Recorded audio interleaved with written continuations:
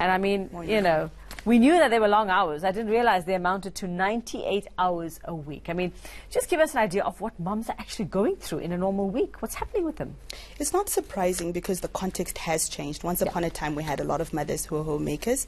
And now with, you know, modernity and everything, the commodification of our society, westernization, there's more to do. There's a lot of dynamic type of work context, and then the family structure as well is shifting. So there are more demands on mothers, so not just in the workplace, but even at home. So it really is not surprising. So how are mums actually, what's happening to them in terms of how they're coping with their day?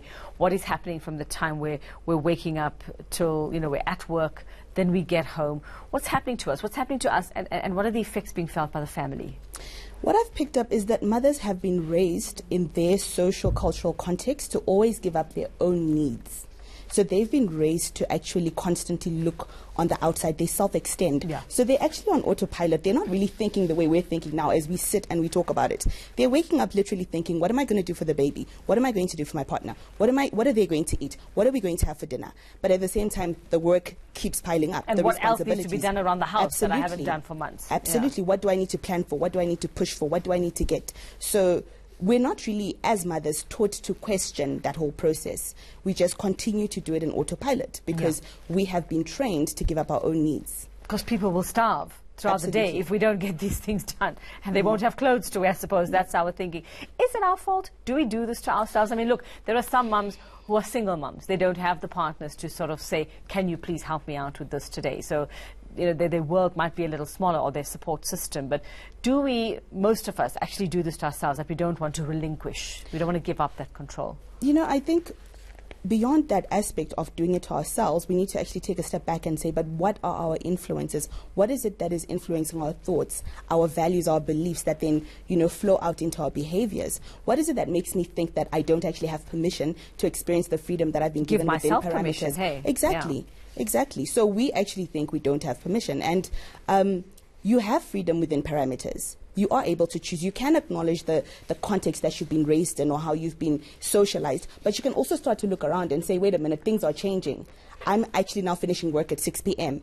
Then I'm sitting in traffic for an hour. Then I'm getting home. I'm supposed to still make dinner if that's the case. And as you're saying, even for the single mothers, there are other alternatives. You know, there are helpers that you can get, you know, starting to pull in the family system, you know, to actually come in and offer support. But once again, women are given that narrative of a woman is strong. So there's certain discourses we use to actually justify working mothers working even harder, not just at work but at home. Well, let's talk about the little things. Let's get practical about the things we can allow ourselves, give ourselves permission to do. What are the small things? They don't have to be big things or grand gestures. What are the things we can do to have that me time, to make sure that at some point we are putting ourselves first? The first thing I'll say on a practical level is delegate and not really follow up and say it's okay if it falls apart.